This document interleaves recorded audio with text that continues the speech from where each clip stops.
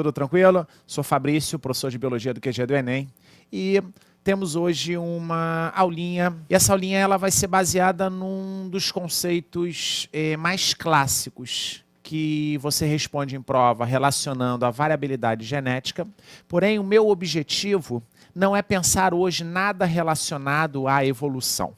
Por que eu e Café escolhemos essa aula, a aula de mutação, para começar a conversar um pouquinho com vocês, levando em consideração que ao longo do ano você vai estudar bastante pelo nosso curso completo. No curso completo a gente consegue correr a biologia de ponta a ponta, toda a matéria importantíssima, principalmente para o modelo Enem, e a gente tem essas aulas por fora do curso completo, justamente para você que está focado aí para passar numa carreira da biomédica, e a maior parte que estuda a biologia aplicado, ou seja, as questões discursivas, geralmente costuma fazer medicina, mas esse curso não é só para medicina, é para qualquer carreira da biomédica. E para que eu estou te falando isso? Nos cursos tradicionais não costuma existir uma aula de mutação. Costuma-se estudar esse conceito dentro de ácido nucleico de uma maneira muito corrida. Costuma-se apresentar esse conceito dentro de mitose e meiose de uma maneira muito corrida. Então, o meu objetivo é justamente diferenciar com vocês hoje todas as mutações que podem ser abordadas em prova, e aí a gente vai aplicando cada conceito à sua respectiva matéria. Belezinha? Vamos parar de falar coisas relacionadas a cronograma e vamos justamente estudar, vamos aplicar, porque esse é sempre o nosso objetivo, ok? Seriedade, foco, para você lá no final do ano você conseguir seu objetivo. Vamos lá, vamos trabalhar? Queridos, visualiza. Perceba que mutação, existe um conceito bem clássico de dicionário, que está escrito aí para você, ó, é um efeitozinho ou ação de mudar, alterar ou transformar alguma coisa. Porém, aplicado à biologia, a gente sempre vai fazer uma íntima relação a algum tipo de alteração do famoso material genético. Lembrando que as mutações, elas são alterações que acontecem ao acaso. Então, perceba que essa alteração ao acaso, ela não vai ser influenciada, por exemplo, por um antibiótico. Eu falei que não queria entrar em nenhum conceito evolutivo, mas é muito importante que você pense que lá no tal lei do uso e desuso, lá de Lamarck, eu não posso falar nada de mutação, porque Lamarck não sabia de DNA. Darwinismo, eu não posso falar nada de mutação, porque Darwin não sabia de DNA. Então, a mutação é geralmente um conceito muito importante dentro do famoso neodarwinismo.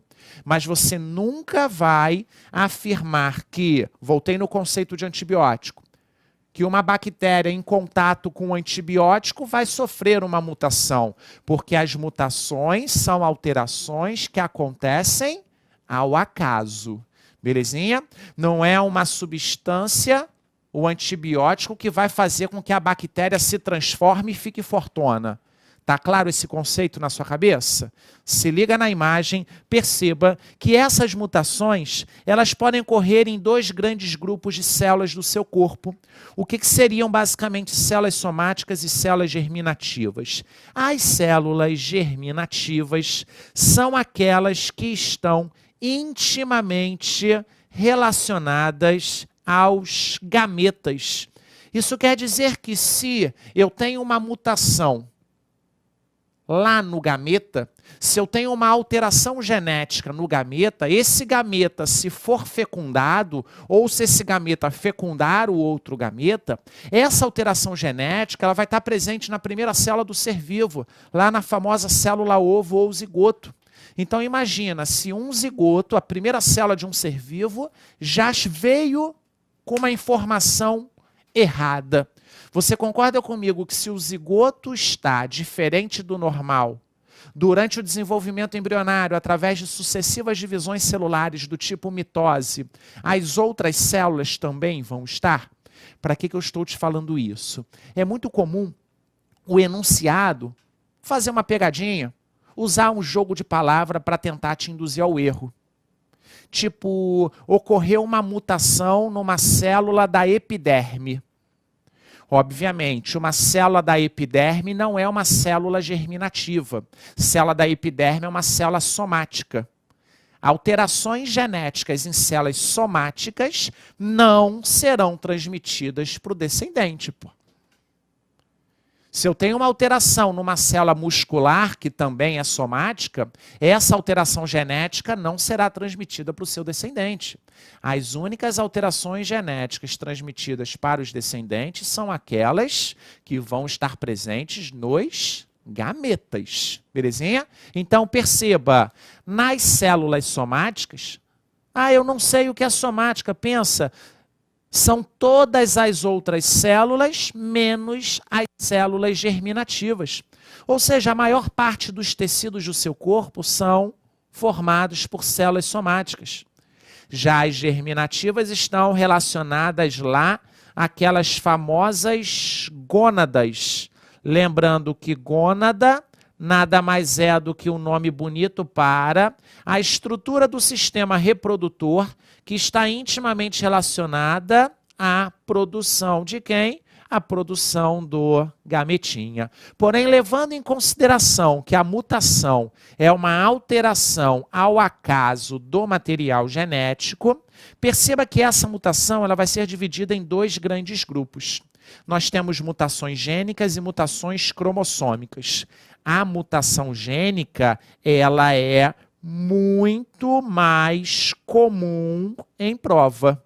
As mutações cromossômicas, elas são bem mais específicas. Quando eu falo em mutação gênica, é interessante que você tenha em mente que a mutação gênica está intimamente relacionada a uma alteração na sequência lá do genezinho. E aí eu queria que você lembrasse, o que é um gene, basicamente? Um gene é uma sequência de nucleotídeos, ou seja, uma sequência dentro do grupo dos ácidos nucleicos, e a partir desse gene, nós temos a capacidade de produzir o tal do RNA mensageiro. E esse RNA mensageiro, ele é usado na produção de uma proteína. Então, a gente precisa sempre lembrar que esse conceito de mutação gênica, para eu conseguir entender perfeitamente esse processo, eu tenho que saber muito bem ácido nucleico. Eu tenho que lembrar de replicação, preciso lembrar de transcrição e de tradução, ok? Daqui a pouco eu vou te mostrar algumas imagens que vai te ajudar a lembrar justamente desses conceitos, para a gente conseguir aplicar as questões discursivas, beleza? Então, uma mutação gênica é uma mutação, é uma mudança na sequência dos nucleotídeos de um determinado gene. Dá uma olhadinha, ó. Peguei para você uma imagem só para você perceber. Acho que você conhece muito bem esse desenho. Você está vendo aqui, ó, uma molécula com duas fitas. Isso quer dizer que é uma molécula fita dupla. E molécula fita dupla no teu corpo, a gente sempre direciona para o famoso DNA. E aí você está vendo aqui no meiozinho, ó, que tem como se fosse uma separação. Perceba que nesse local tem lá uma base nitrogenada. Se eu tenho adenina numa fita, eu tenho timina na outra. Se eu tenho citosina numa fita, eu tenho guanina na outra. Lembrando que as bases nitrogenadas representam um nucleotídeo. Nucleotídeo esse que é obrigatoriamente formado por 3 unidades. Lembra comigo, por favor?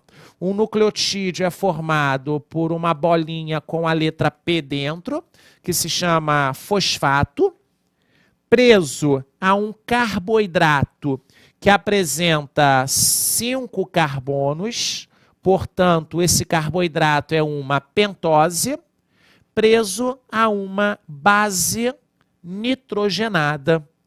Como numa fita de DNA, os nucleotídeos vão ter sempre o mesmo fosfato, porque fosfato é fosfato sempre, como numa fita de DNA, os nucleotídeos vão ter o mesmo tipo de pentose, que é a pentose do tipo desoxirribose.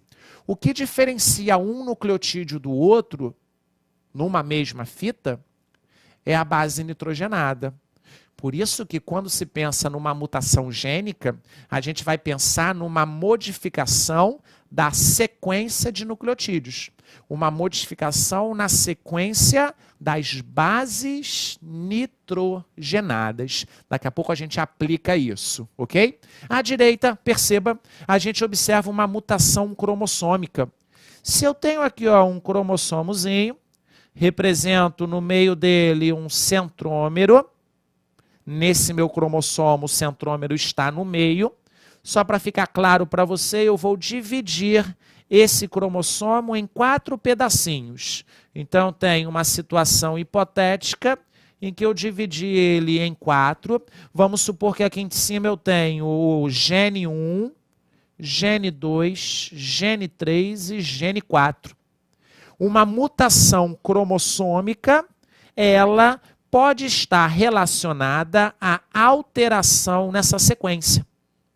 Eu posso duplicar, eu posso sumir com um gene. Então perceba, a mutação gênica, ela é muito mais microscópica. Mutação gênica é muito mais microscópica. A mutação cromossômica é menos microscópica. Eu sei que tudo é pequeno, porém, a mutação gênica é na sequência dos nucleotídeos. A mutação cromossômica é alguma alteração na quantidade de cromossomos ou então na sequência dos genes. Observe que eu posso ter uma mutação do tipo estrutural. Olha o que acontece. Uma mutação cromossômica estrutural, eu vou mudar a sequência desses genes. Já uma mutação cromossômica numérica, eu vou obrigatoriamente mudar a quantidade de cromossomos que esse ser vivo vai apresentar. Perceba que uma mutação cromossômica do tipo numérica também é bastante importante para a gente. O porquê disso? As mutações cromossômicas numéricas, elas vão estar intimamente relacionadas às síndromes. E aí a gente precisa ter um bom senso, a gente precisa analisar bem o cariótipo, saber identificar numa imagem com o número de cromossomos que síndrome o enunciado está comentando com a gente. Se liga aí.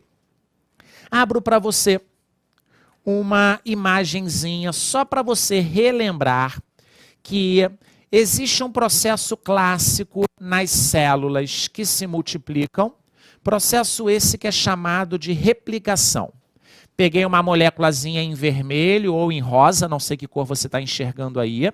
Você está vendo que é uma molécula dupla fita, portanto aqui eu tenho mais uma vez uma molécula de DNA que é dupla fita ou dupla hélice. Você consegue perceber nesse desenho que a fita da esquerda e a fita da direita, elas vão ser separadas. Então, ó, grosseiramente, eu peguei 2 fitas de DNA e separei elas. No desenho, eu vou jogar uma para a esquerda e uma para a direita. Dá uma olhadinha para ele, ó. Joguei uma para a esquerda, joguei uma para a direita, e você está percebendo que apareceu aí, ó, uma fita em azul. Essa fita em azul é uma fita nova. Bom, se é uma fita nova, quer dizer que essa novinha, ela foi produzida a partir da fita antiga. Então, a gente observa que durante a replicação, eu separo as 2 fitazinhas do mesmo DNA e consigo produzir uma nova a partir daquela que já existe. Por isso que a gente diz que a replicação ela é semi-conservativa, porque cada molécula de DNA filho vai apresentar uma fita proveniente da fita parental, como se fosse do pai ou da mãe, uma fita antiga e será produzida uma fita nova. Por isso que se usa essa palavrinha, esse radical semi. Quer dizer que cada fita nova, cada molécula de DNA dupla hélice conserva uma fita antiga e passa a apresentar uma fita nova. E aí eu queria aplicar esse conceito semiconservativo utilizando bases nitrogenadas, que eu sei que é uma coisa que você conhece bem. Essa imagenzinha é bem simples, só para a gente fazer uma comparação. Perceba que numa fita eu tenho apenas guanina. Então tem lá, ó, guanina, guanina, guanina. Então nós temos 6 guaninas em uma fita. E na de baixo nós temos obrigatoriamente citosinas. Porque se eu tenho adenina de um lado, eu tenho timina do outro. Se eu tenho citosina de um lado, eu tenho guanina do outro. Então perceba que aqui está rolando a famosa complementariedade. E olha o que vai ser feito. Grosseiramente, vou separar isso, ó. A fita de cima veio para cá, ó, você está vendo pela cor, que é a mesma, e a fita de baixo, só com citosina, veio para baixo. E aí teve a ação de uma famosa enzima, que é a tal da DNA polimerase, e essa DNA polimerase ela está sintetizando a fita nova. Então ela é uma enzima que identifica essa guanina e introduz um nucleotídeo complementar a ele. Uma base nitrogenada complementar à guanina. Portanto, você consegue perceber que essa nova fita, representada em verde, é semelhante a essa fita antiga de baixo. Claro, gente, se eu estou falando de replicação, eu quero produzir 2 moléculas idênticas. Eu quero produzir 2 moléculas de DNA a partir de uma. Então, perceba na imagem, mais uma vez, que o que aconteceu em cima também aconteceu embaixo. E aí, ó, continuou separando guaninas para cima, citosinas para baixo. Foi formado fita nova, foi formado fita nova. Porém, eu queria que você se preocupasse com isso aqui, ó, uma replicação diferente. Olha o que rolou. Se eu tenho, se preocupa só com a de baixo, se eu tenho um monte de citosinas, era para a fita complementar ter um monte de guaninas. Só que você está vendo que no momento da DNA polimerase colocar o nucleotídeo correto, ao invés de ser introduzido um nucleotídeo com a base nitrogenada guanina, foi introduzido um nucleotídeo com a base nitrogenada adenina. Durante a replicação, a DNA polimerase consegue corrigir alguns erros que ela comete, porém nesse esquema esse erro não foi corrigido. Então foi introduzida uma adenina onde não era para ser. E posteriormente ocorreu uma outra replicação. Então, olha a consequência disso. Eu vou ter nessa situação apenas uma molécula de DNA dupla fita com as 2 fitas diferentes da fita parental. Então perceba que ocorreu uma mutação em algum momento e essa mutação ela vai ser transmitida para uma parte das fitas filhas, digamos assim. Só que eu não posso esquecer que uma célula vai realizar a replicação do material genético porque ela está se preparando para se dividir. Pô. Uma célula só faz replicação na intérfase. Lembra de fase S da intérfase? O material genético ele vai ser duplicado. Porque posteriormente à intérfase entra a divisão celular, que pode ser do tipo mitose ou meiose.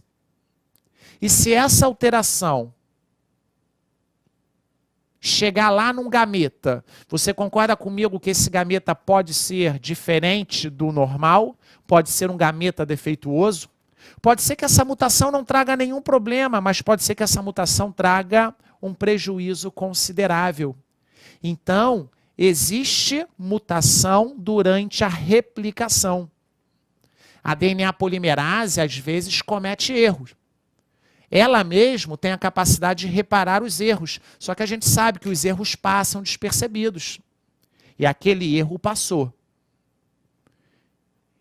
E as novas fitas provenientes desse erro, você conseguiu perceber que uma parte vai ser normal e uma parte será alterada. Só que além da replicação, a gente não pode esquecer que em algum momento, provavelmente, aquela sequência vai ser usada na transcrição. Dá uma olhadinha? Perceba, ó, molécula de DNA dupla hélice, mais uma vez. A fita de DNA foi aberta. Aqui, não sei se você consegue enxergar, nessa região aqui, ó, tem uma manchazinha que é a RNA polimerase, uma enzima responsável por sintetizar o tal do RNA mensageiro. Aqui está mostrando para a gente o funcionamento normal da enzima. Você pode perceber que não tem nenhum tipo de erro na fita de RNA mensageiro. Mas vamos supor que eu peguei isso aqui, ó, GGGAGG, e coloquei nesse momento. Eu tenho lá, ó, GGGAGG.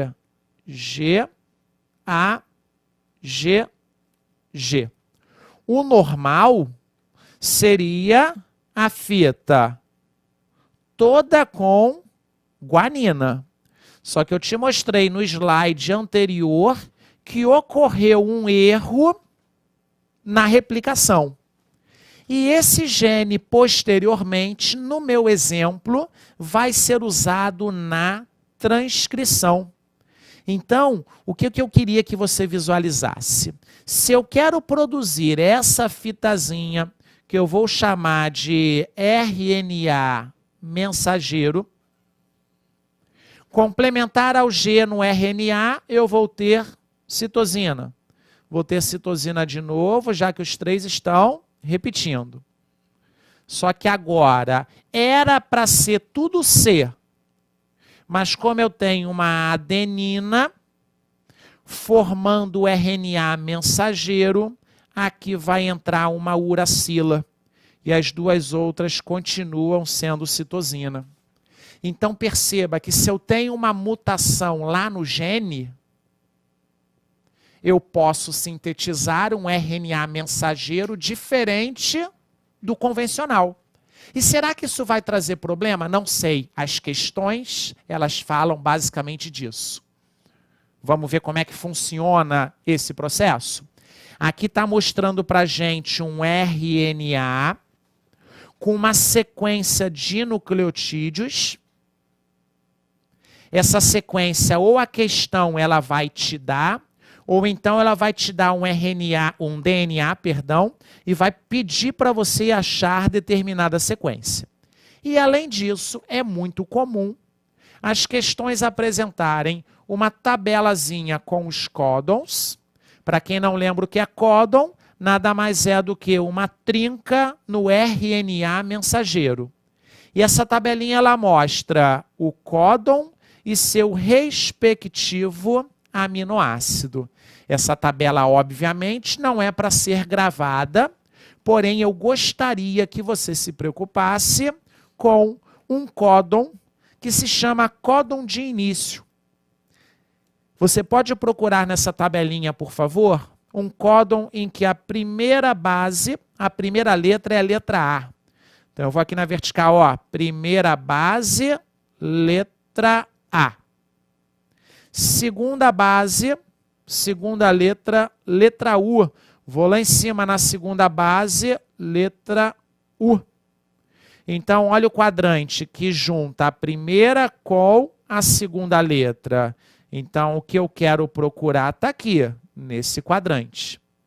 E aí eu vou olhar para a terceira letra G. AUG, que é justamente esse códon que está aqui. Você pode perceber que ele vai introduzir um aminoácido chamado metionina, que está aqui em destaque. E, além disso, ele é um start códon. Galera, o que seria um start códon? O que é um códon de início? O ribossomo vai começar a produzir um peptídeo, vai começar a produzir uma proteína a partir desse códon. Então, todo RNA mensageiro, numa questão bem feita, deve ter um AUG. Ok? AUG é o códon de início, então a produção da proteína vai ter início ali. Ela vai começar naquele códon. E todo o primeiro aminoácido se chama metionina, porque o AUG é o códon de início e correspondente à metionina. Aí eu te pergunto, se existir uma mutação que ao invés de formar um códon AUG, a mutação deu origem a um códon AUC. Vamos dar uma olhadinha? Ao invés de ter o AUG, a mutação deu origem ao AUC. Vou olhar na tabela. Primeira continua sendo o A, segunda continua sendo o U, terceira é o C. O aminoácido correspondente agora é a isoleucina. Galera, se eu pego o códon de início e eu mudei ele deixou de ser início. Então, olha que bizarro. Se eu não tenho mais o códon de início, aquela proteína não vai ser produzida. Então, aí entra o seu bom senso. Uma mutação gênica geralmente tem alteração de uma base. Sabendo isso, é tudo raciocínio lógico. Vamos dar uma olhadinha? Se liga. Essa é a tabela só para você ter guardado aí no seu computador. E aí nós temos aqui uma questãozinha que vai envolver esse conceito. E logo em seguida eu te mostro uma sequência lógica para você raciocinar. Se liga, me ajuda, lê comigo. A hemoglobina, proteína responsável pelo transporte de O2 dos pulmões para os tecidos do corpo, é produzida nas células precursoras das hemácias. Lembrando que a palavra precursora quer dizer grosseiramente aquilo que vem antes. Ou seja, células precursoras são células que vão dar origem a alguma outra coisa. Eu não posso esquecer que a produção das hemácias ocorre num local extremamente específico que se chama medula óssea vermelha. Ok? Foca nisso.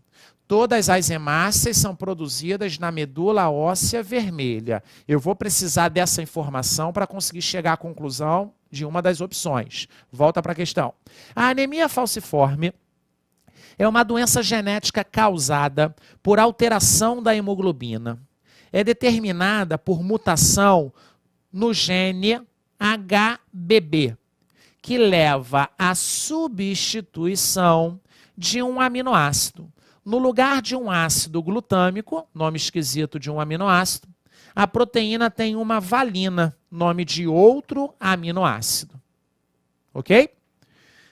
De células da mucosa bucal de uma pessoa com anemia falciforme foram obtidos.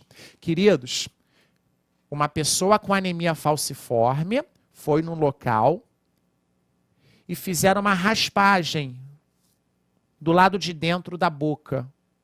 Está escrito, células da mucosa bucal. Então, pegaram células da parte interna da boca e colocaram para analisar alguma coisa.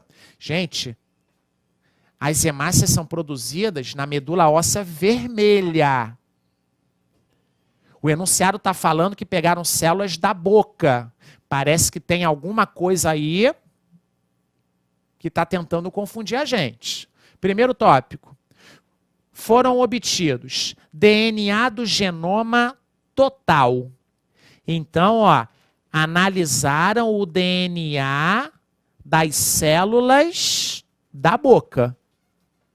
E pegaram o RNA mensageiro que serviu de molde para sintetizar o DNA complementar. pelo processo de transcrição reversa. Se você não entendeu, o enunciado está falando o quê? Pegaram a célula, extraíram o DNA dela e vão analisar. Pegaram o RNA mensageiro daquela célula e usaram uma enzima que se chama transcriptase reversa. E essa enzima ela consegue produzir uma fita de DNA complementar à fita de RNA.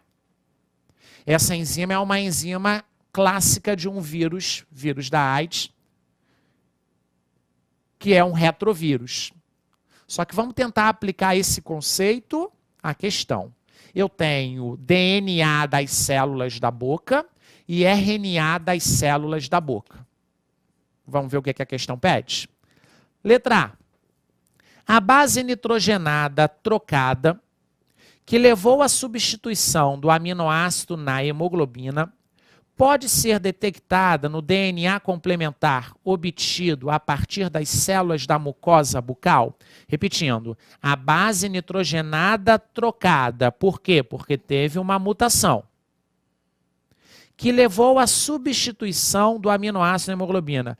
Pode ser detectada no DNA complementar obtido a partir das células da mucosa bucal?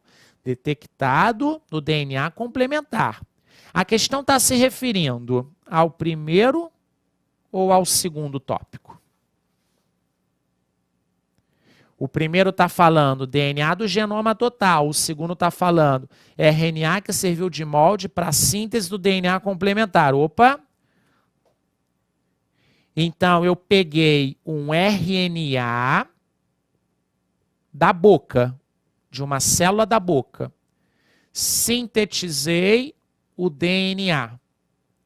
Eu quero saber se naquele DNA a gente consegue enxergar a mutação que ocorreu. Queridos, é extremamente importante que você lembre um detalhe. O RNA mensageiro só é produzido a partir da eucromatina. Para quem não lembra, a eucromatina nada mais é do que uma sequência, nada mais é do que um gene ativo. A minha pergunta é, na boca existe produção de hemácia? Não. Na célula da boca tem todos os genes que tem nas outras células do corpo? Sim. Então, na célula da boca, eu tenho o gene alterado. Só que esse gene vai estar ativo ou ele vai estar inativo? Na célula da boca, obrigatoriamente, o gene ele está inativo. O gene que está intimamente relacionado à formação lá da hemoglobina, da hemácia. Então, perceba, a partir de um RNA, eu não vou conseguir identificar essa mutação. Porque o RNA mensageiro formado da célula da boca não tem nada a ver com essa hemácia. Tudo bem? Letra B, para a gente terminar. Essa troca de bases pode ser detectada no DNA genômico obtido a partir das células da mucosa bucal? Galera, o RNA só é sintetizado a partir dos genes ativos. Só que a questão está se referindo ao primeiro tópico. Eu peguei uma célula da boca, poderia ser uma célula da epiderme, poderia ser uma célula muscular, poderia ser um neurônio. Lembre que todas as células do seu corpo têm, tirando os gametas, todas as células do seu corpo têm o mesmo material genético, semelhante àquela do zigoto, a primeira célula que deu origem a todas do seu corpo. Então, se eu pego o DNA da célula, eu vou encontrar essa mutação. Ok? Só que aquele gene vai estar inativo. Por isso que a partir dele não vai ser sintetizado um RNA mensageiro. A gente não pode esquecer que a mutação ocorrendo ao acaso é alguma coisa que, obviamente, a gente não vai perceber naquele momento. Só que a gente também tem que ter o bom senso de perceber que existem alguns fatores externos que contribuem para essas alterações, tipo radiação. Pô, eu vou para a praia todo dia, de 10 às 2 da tarde. Eu vou para a piscina todo dia, de 10 às 2 da tarde, não passo protetor. Pô, você concorda comigo que a radiação solar vai estar diretamente relacionado a algum tipo de alteração que provavelmente eu só vou saber no futuro? Galera, você acha que a ausência de cabelo pode contribuir para aparecimento de mutação nessas células superficiais? Você tem proteção, eu preciso ficar passando muito protetor justamente para evitar o aparecimento de câncer de pele. Lembrando que na pele eu tenho células somáticas. Então, uma alteração nessas células não é transmitida para o descendente. Porém, obviamente, desenvolve uma doença, ou seja, é péssimo, a gente precisa prevenir. Tudo bem? Então, existe uma série de substâncias que, grosseiramente, são chamadas de substâncias carcinogênicas. São substâncias que podem, no futuro, desencadear algum tipo de câncer, algum tipo de tumor, geralmente relacionado a uma mutação. Belezinha? Volta para a imagem, perceba. Eu quero agora que você trabalhe um pouquinho. Eu peguei aqui uma molécula de DNA e eu gostaria que você colocasse embaixo, você vai me ajudar, colocar embaixo dessa fita a fita complementar do DNA.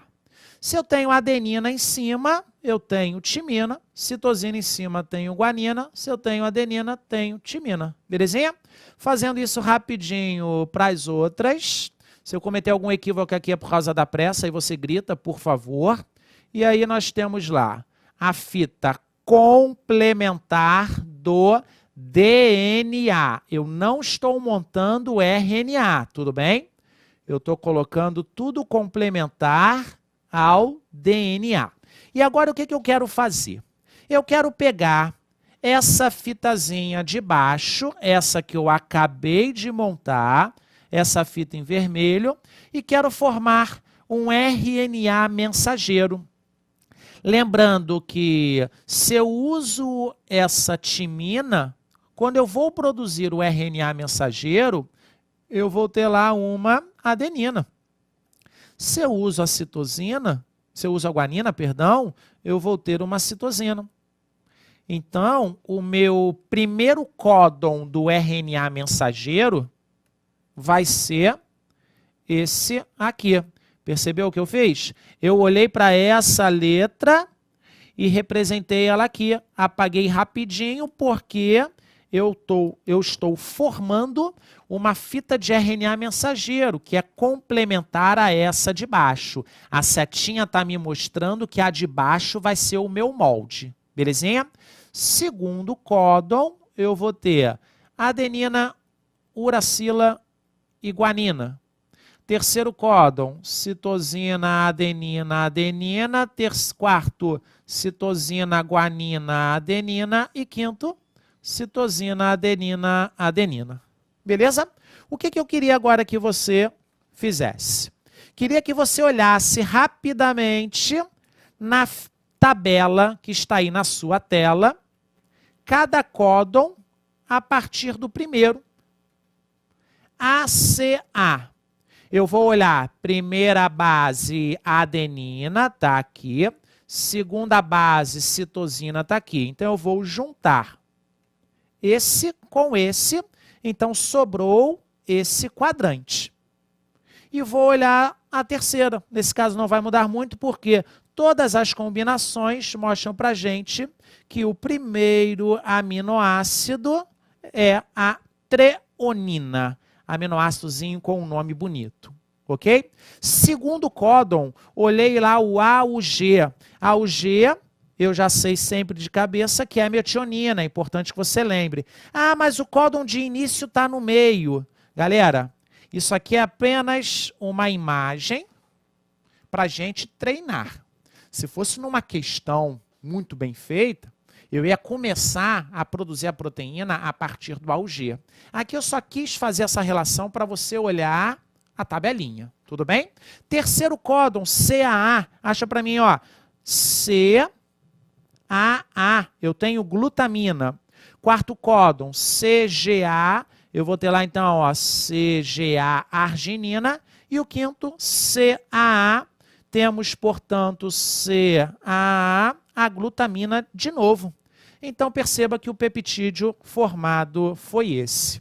Nós temos aqui, então, 5 códons, 5 aminoácidos.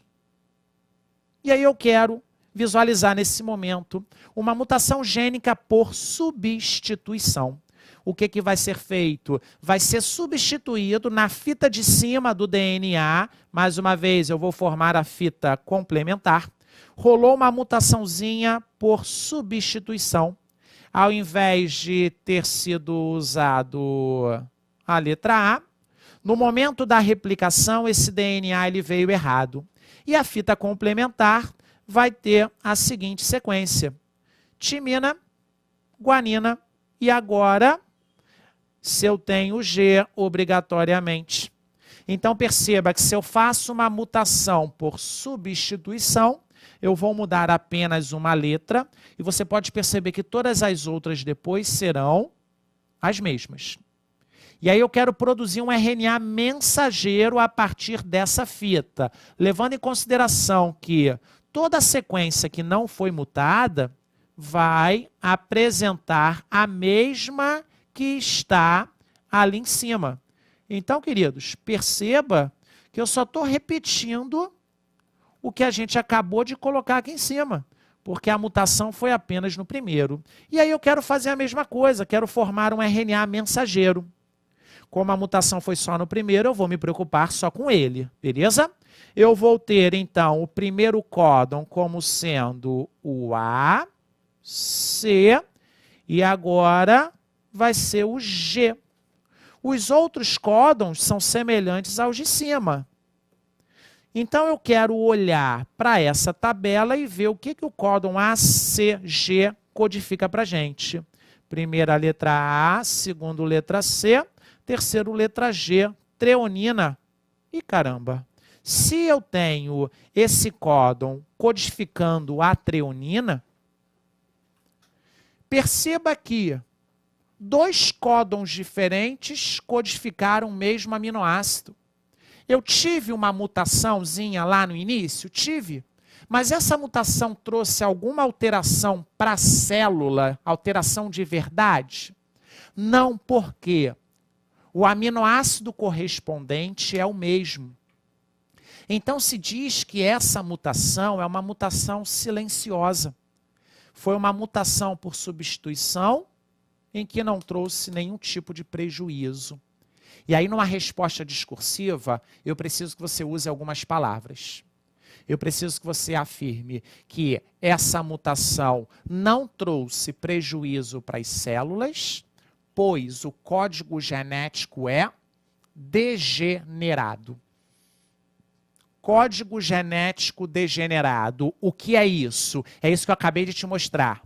Olhando a tabela, você consegue perceber que existem aminoácidos que são codificados por códons diferentes. Dá uma olhadinha nela? Eu vou escolher aqui agora a prolina. Olha os 4 códons que codificam a prolina. Então, se eu tenho CCU e com uma mutação ficou CCC, a mutação rolou, porém, o aminoácido correspondente é o mesmo. Repetindo, a mutação não trouxe prejuízo para a célula, pois o código genético é degenerado. Vírgula, ou seja, explica isso. Você sabe, você domina. Código genético degenerado seria um aminoácido pode ser codificado por códons diferentes. Ou você inverte. Códons diferentes podem codificar o mesmo aminoácido. Não sou eu que estou te dizendo isso. É a tabela. Só existem 2 aminoácidos que só tem um códon. Um deles é a metionina. O outro é o triptofano. E aí você praticando os exercícios, você vai conseguir lembrar disso. Qualquer outro aminoácido que não seja metionina e triptofano tem 2 ou mais códons correspondentes. Beleza? Volta para a imagem. Queridos, quero fazer aqui, ó, uma coisinha semelhante, só que agora vai ser na segunda base. Olha que isso aqui é uma questão importantíssima em prova discursiva. Perceba que essa substituição que eu fiz agora foi na terceira base do códon. Você concorda? Agora, ao invés de eu mudar a terceira base, eu vou mudar a segunda base. E eu vou te provar que mudando a segunda base, o aminoácido vai ser diferente. Quando eu modifico a terceira base, eu olho na tabela para ver se vai ser igual ou diferente o aminoácido. Se eu modifico o segundo, a segunda base, o aminoácido vai ser diferente. Ok?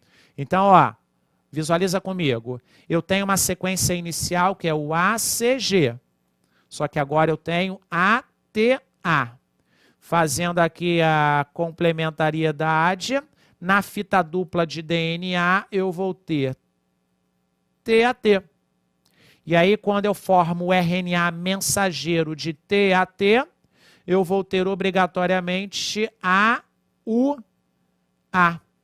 Então, perceba que antes eu tinha ACA, que codificava a treonina. Agora eu vou ter o AUA. Dá uma olhadinha? Diz para mim. AUA. Codifica a isoleucina. Então, queridos, eu estou te mostrando que o peptídeo agora vai ser diferente. Mais uma vez, se a mutação gerou um códon em que a terceira letra, a terceira base é diferente da original, eu olho na tabela. Pode ser que o aminoácido seja o mesmo ou diferente. Ok? Se eu modifico a segunda base, se eu modifico a primeira base, o aminoácido vai ser diferente. E se o aminoácido diferente, existe uma grande chance da proteína sintetizada não apresentar a mesma função do que a proteína original. Ok? Só quero te mostrar mais um exemplo. Esse é bem rapidinho. Ao invés de ter uma mutação que a gente fez nesse primeiro, eu vou fazer uma mutação no terceiro códon. E agora eu vou ter, mais uma vez, pela complementariedade, esse terceiro códon aqui vai ser, terceira trinca do DNA vai ser adenina, timina, timina. Eu vou voltar na imagem anterior só para ver o que seria essa trinca. Eu tinha CAA e, consequentemente, embaixo eu tenho GTT. Codificando, então, o terceiro aminoácido, em que a gente vai comparar daqui a pouquinho com esse. Agora eu vou ter ATT e eu quero formar o RNA. O primeiro códon é o mesmo, o segundo códon é o mesmo, o terceiro, que foi o mutado, que eu vou colocar aqui, ok? E aí eu quero formar o RNA mensageiro desse. Eu vou ter, portanto, no terceiro códon, a sequência UAA. Olha na tabela, diz para mim, grita aí. Primeira letra U, está aqui. Segunda letra A, está aqui. Terceira letra A é esse carinha, ó. E aí eu chamo a atenção para esse stop códon. Galera, stop códon, códon de fim. Eu não vou introduzir nenhum aminoácido. Bom, se é um códon de parada, eu não posso colocar um aminoácido, que eu não vou parar nada.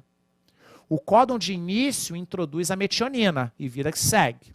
O códon de fim é buraco. O ribossomo entende, tem um buraco, produção de proteína acabou. Então, olha o que essa imagem está me mostrando. Enquanto na sequência de cima, o terceiro códon codificou esse aminoácido, na sequência de baixo, o terceiro códon codificou o códon de parada, o códon de fim.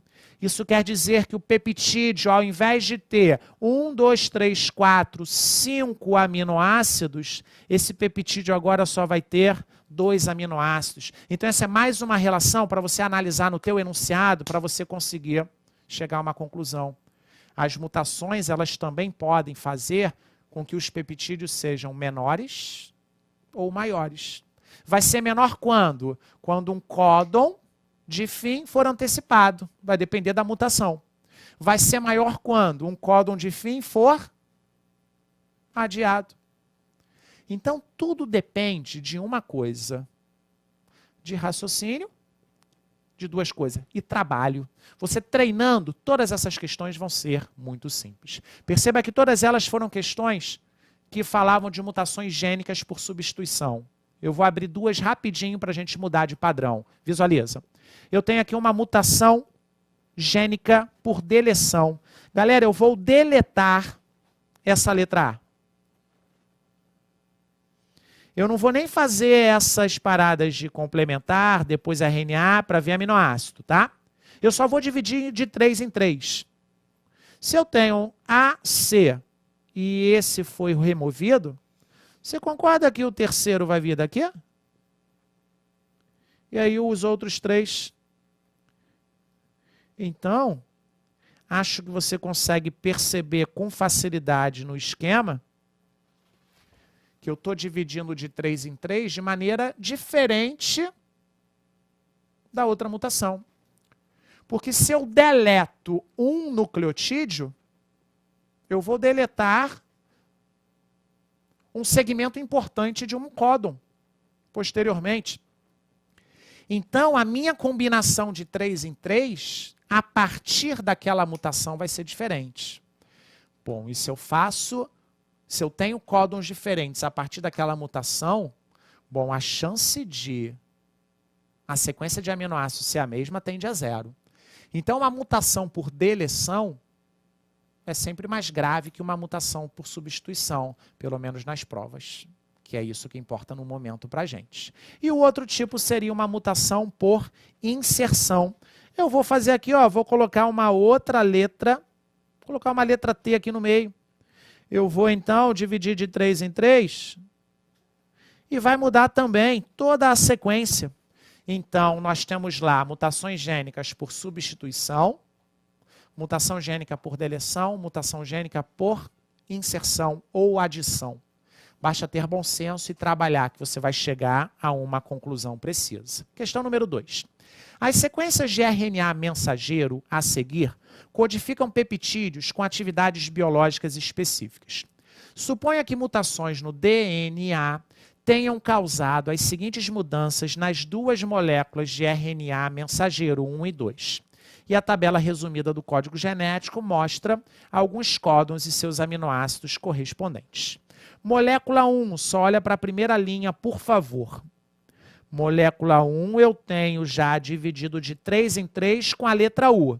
Se está de 3 em 3 com a letra U, obrigatoriamente a gente enxerga os códons. Além disso, o enunciado fala de RNA mensageiro. Só que a mutação foi essa que foi marcada. Vamos olhar rapidinho o que é o UCU na tabela? Você pode ver que nessa tabela não tem. Se a gente voltasse na tabela anterior, a gente teria uma resposta.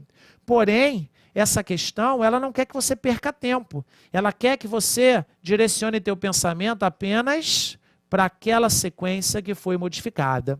GUU, se eu olho na tabelinha de baixo, o aminoácido correspondente é a famosa valina. Com a mutação na molécula de número 1, passou a ser o GUC. Se eu olho na tabelinha também, GUC, o aminoácido correspondente é a valina. Ô galera, mais uma vez, acabei de te provar com uma questão que códons diferentes codificaram o mesmo aminoácido. Lembra que na tua questão discursiva você vai usar essas palavras. O código genético é degenerado. O código genético, ele é degenerado.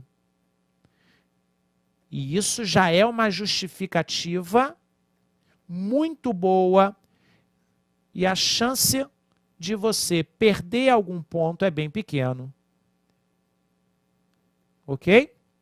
Eu gosto sempre de justificar o que é o degenerado. Já te falei 2 vezes, mas repito.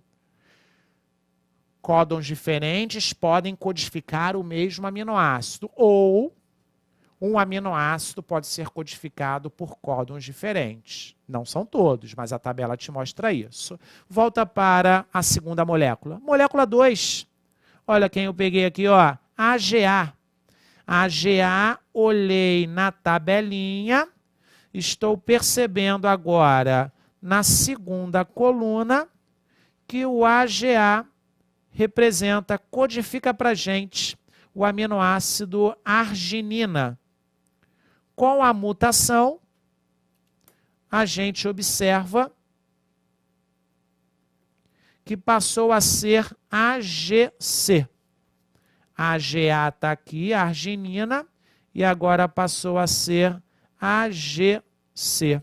Quando eu olho o AGC, eu percebo que o aminoácido correspondente é a serina. Ou seja, eu fiz uma mutação e trouxe uma alteração na sequência de aminoácidos. Eu trouxe uma alteração na estrutura primária de uma proteína. Pergunta-se, em qual das mudanças há risco de perda ou de diminuição da atividade biológica justifique? Bom, você acha que vai ter perda ou diminuição da atividade biológica, uma coisa que ficou igual ou uma coisa que ficou diferente? Beleza? Então, eu tenho um gabaritozinho, mutação 2. Se preocupa aqui, ó. Eu tenho mutação 2, já que o aminoácido introduzido após a mutação é diferente do aminoácido anterior. E aí você justifica usando também o código genético degenerado. Então, por favor, questão discursiva, respostinha completa, bonitinha. A gente trabalha isso ao longo do ano. Beleza? Ok? E aí, queridos, eu queria só mostrar para vocês, eu queria apresentar para vocês as mutações cromossômicas. E aí eu tenho uma imagem que eu gosto bastante, essa imagenzinha, ela está mostrando para a gente que a nossa referência é essa célulazinha aqui de cima. Eu tenho uma célula com 2 cromossomos verde, 2 cromossomos em vermelho. Então, eu tenho uma célula diploide. Se eu tenho no total 4 cromossomos, essa nossa célula é 2N igual a 4. Ok? Lembrando que esse primeiro verde é homólogo a esse segundo verde. O primeiro vermelho é homólogo ao segundo vermelho. Ok? Se eu tenho pares de homólogos, eu tenho então uma célula diploide, que nesse caso é igual a 4, ainda bem, para simplificar. A primeira mutação cromossômica, ela pode ser estrutural. As mutações estruturais, elas estão nessa parte da setinha para a esquerda. Mutações estruturais. Eu tenho aí uma mutação em que eu vou mudar a sequência dos genes. Perceba, eu não estou falando da sequência de nucleotídeos, ok? Olha o primeiro tópico. Mutação por translocação.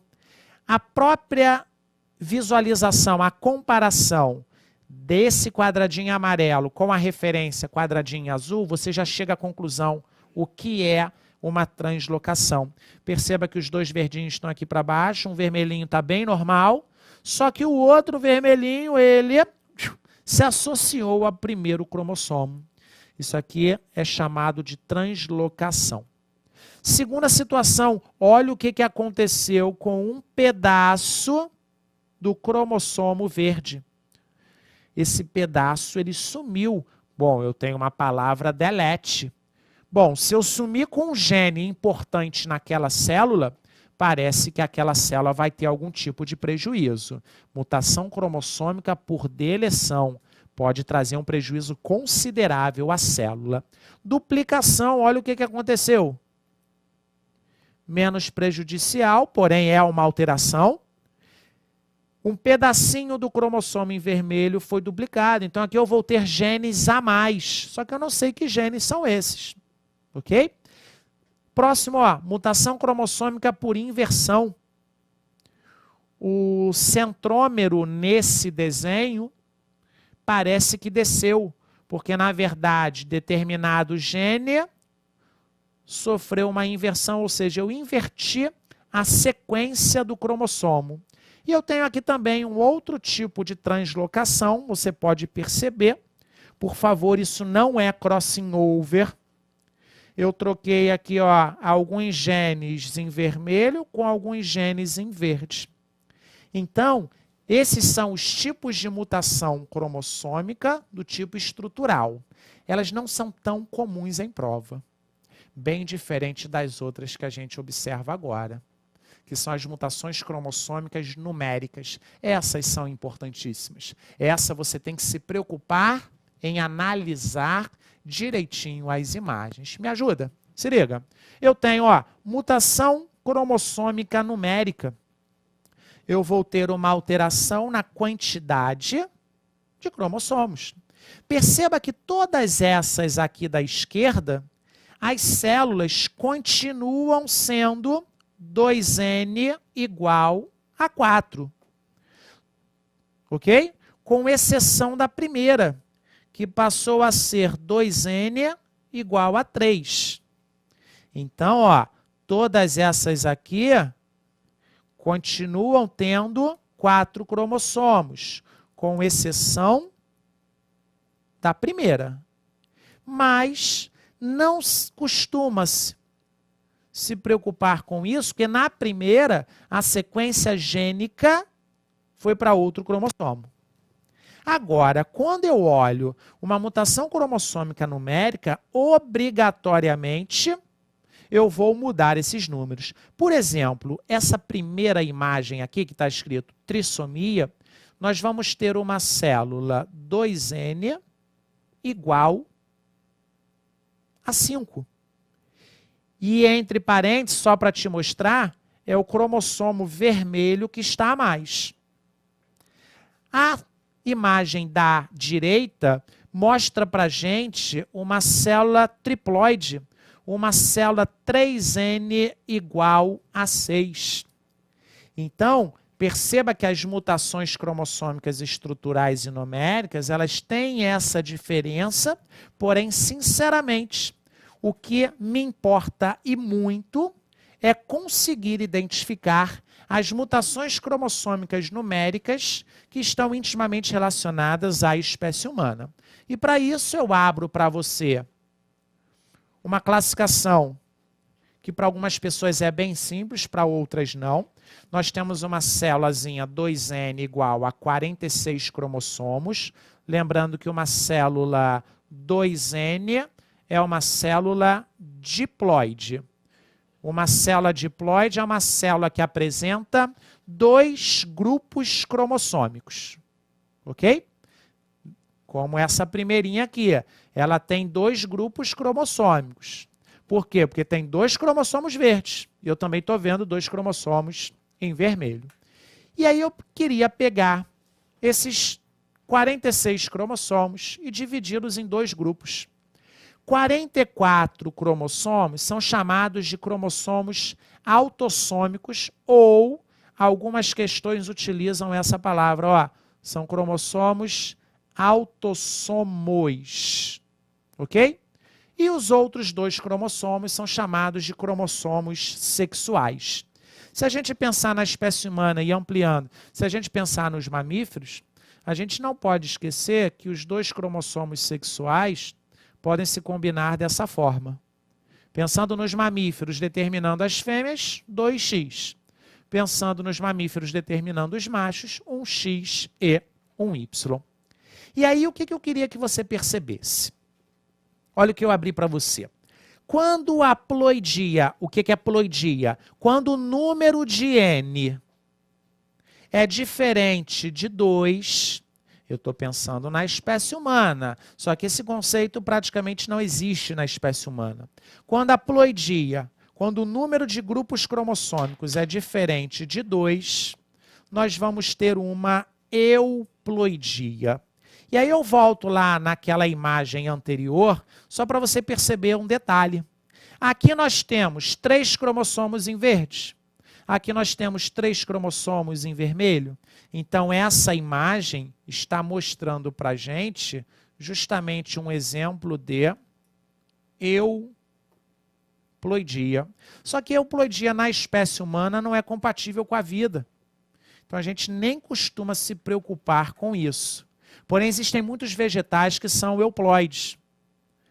Então, tem vegetais que têm células 3N, tem vegetais que têm células 4N, 8N. Então, é uma coisa bem diferente do tradicional, ok? E aí, nós temos aqui a monoploidia. Em alguns livros chamam de célula haploide. Monoploidia significa que o grupamento, o número de grupos de cromossomos é N. E a poliploidia, geralmente em prova, fala de 3N ou então 4N. E a parte muito importante, que é o nosso último conceito, eu queria que você se preocupasse com esse númerozinho aqui. Por quê? Porque na espécie humana, tirando os gametas, tirando lá algumas células relacionadas à reprodução, tipo ovócito secundário, espermatócito secundário, espermátide, tirando essas células, as células do nosso corpo elas são diploides e elas não fogem desse 2N. Mas olha o que eu escrevi. Quando a ploidia é 2N, parece que está normal, mas o número de cromossomos é diferente do normal. O que é o normal? O número de cromossomos, quando ele for diferente do 46, a gente vai observar uma aneuploidia. Isso aqui cai em Enem, isso aqui cai em questão discursiva. Esse conceito aneuploidia é muito importante para a gente.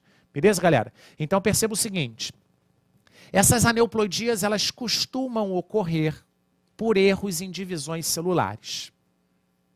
E aí, em algum momento do ano, você, eu, Café, vamos estudar divisão celular. No curso completo tem uma aula só de mitose, uma aula só de meiose. Você vai chegar lá, sem pressa. Você vai ver que nas divisões celulares, por exemplo, na mitose, eu vou realizar a separação das cromátides irmãs. Se eu tiver um erro nisso, na meiose 1 eu vou separar cromossomos homólogos. Na meiose 2 eu vou separar cromátides irmãs. Se eu tiver um erro nisso, se eu tenho um erro na meiose, existe uma grande possibilidade de eu produzir um gameta diferente do normal. Se eu tenho um erro na mitose, eu estou formando novas células com uma carga genética diferente do normal. Tudo isso entra em aneuploidia. Só que o que cai em prova? As síndromes. Vamos ver rapidinho, porque o objetivo vai ser analisar o cariótipo. Se você não lembra o que é isso, vou te mostrar algumas imagens. Quando eu falo em aneuploidia, pensando na espécie humana, a primeira síndrome, a mais comum estatisticamente falando, famosa, infelizmente, síndrome de Down, ou trissomia do cromossomo 21. Como é que a gente representa isso? Utilizando esses números e letras. As células são 2N igual a 47. Então, ao invés de 46 cromossomos, a célulazinha vai ter 47. Está fora do normal? Sim. Eu preciso colocar entre parênteses aquilo que está diferente. Ok? Lembrando que essa representação não mostra o sexo da pessoa. Se você quiser, você pode colocar também XX ou então XY. Duas síndromes que eu vou abrir aqui para você só por curiosidade, elas não são comuns em prova. Essa síndrome de Edwards é a segunda síndrome mais comum, só perde para a síndrome de Down. Trissomia do cromossomo 18. Síndrome de Patau ou Patau, cada um fala de uma forma, trissomia do cromossomo 13. Isso aqui traz sérios problemas e a sobrevida é bem reduzida. Perceba que Parece que está tudo igual, 2N igual a 47. A única diferença nessa representação é o número que está dentro dos parênteses. Isso mostra para a gente qual é o cromossomo que está a mais. Bem clássico em prova, síndrome de Turner.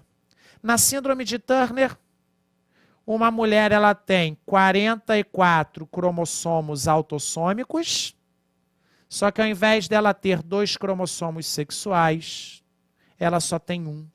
Então ela é X0. Então a representação é essa, ó, 2N igual a 45, entre parênteses, X0. Já caiu bastante em prova a síndrome de Turner, assim como síndrome de Klinefelter. Klinefelter acomete alguns homens, apresentam 44 cromossomos autossômicos, só que vai ter, ó, 2 cromossomos X e 1 cromossomo Y.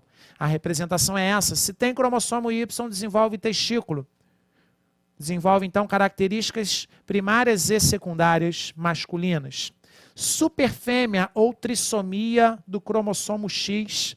Então, ó, XXX, assim como o supermacho. O supermacho ele tem 44 cromossomos autossômicos e ele tem 1X e 2Y. E a representação é essa. E, queridos, para a gente terminar, eu queria que você olhasse o clássico de prova. A apresentação do cariótipo, ou seja, a organização dos cromossomos. E levando em consideração que o que eu falei agora das síndromes você apenas lembrou, a gente vai ter que olhar o cariótipo e apenas afirmar qual é o nome dessa síndrome. Ok? Para finalizar, me ajuda. Cariótipo normal, pensando na espécie humana de uma mulher, geneticamente falando. Cariótipo normal de um homem, geneticamente falando. Você pode ver que todos os cromossomos dessa mulher estão em pares. Claro, são células diploides. E se você somar eles, são células 2N igual a 46. Chama a atenção para isso aqui, ó. 2 cromossomos X. Se você olhar para o cariótipo do homem, tem lá 1 cromossomo X e 1 cromossomo Y. O cromossomo Y é muito pequenininho. Quer dizer que ele não tem todos os genes do X, mas quer dizer também que ele tem genes específicos, exclusivos do Y. Ok? E é justamente esse gene exclusivo do Y que está intimamente relacionado a desenvolvimento de características primárias e, consequentemente, secundárias masculinas. Perceba que no cariótipo, olha o cromossomo número 1, o par, ele é grandão. Número 2 diminui um pouquinho. O cariótipo ele é determinado em ordem de tamanho, do maior para o menor. Só o par 23, que é o par sexual, que é diferente. Quero te apresentar 3 cariótipos para a gente finalizar. Dá uma olhadinha o que está errado aí, galera. Ah, não enxerguei nada. Olha lá para o par 23. Perceba que não é um par, né? Eu tenho aqui, ó, 1 cromossomo X e 2 cromossomos Y. 1 cromossomo X e 2 cromossomos Y. Isso representa para a gente o que é chamado de supermacho. Beleza? Abri o outro cariótipo, só tem mais 2. Vou olhar para ele direitinho. Vou olhar de novo para o par 23. Geralmente é o que cai em prova, ou 23 ou 21. Só tem 1 cromossomo X. Não tem outro X e não tem Y. Então é X0. Obrigatoriamente isso aqui é síndrome de Turner. E nosso último cariótipo. Não podia faltar o clássico em prova. 3 cromossomos do tipo 21. Síndrome de Down. E além disso tem 1 cromossomo X e 1 cromossomo Y. Então você chega à conclusão que essa pessoa portadora da síndrome de Down é geneticamente falando do sexo masculino. Beleza, galera? Muita matéria, muita coisa importante, mas ao longo do ano a gente vai desenvolvendo isso com mais tranquilidade. Percebeu porque geralmente em cursos não tem uma aula de mutação? geralmente é dado solto, bem rápido, dentro de cada matériazinha. Então, a gente trouxe isso para a gente conseguir iniciar o nosso ano muito bem aí nos nossos estudos. Não sei se você percebeu, mas os nossos slides, eles têm lá embaixo à direita um cupom MED15. Se você tiver interesse, se você ainda não assinou, dá uma entradinha no site, dá uma olhada. Esse site é muito organizado. Veja quais são as ferramentas que o sistema oferece e aí você entra em contato com a gente, ok? Galera, as dúvidas dessa aula, provavelmente temos dúvidas, elas vão ser respondidas. Só que você pôde perceber que a quantidade de matéria que a gente tinha aqui, que eu tinha para apresentar, tinha que relembrar com vocês, é muito grande, ok? Mas fica tranquilo que isso não vai ser esquecido, beleza? Queridos, grande beijo, grande abraço, boa noite. Tchau, tchau.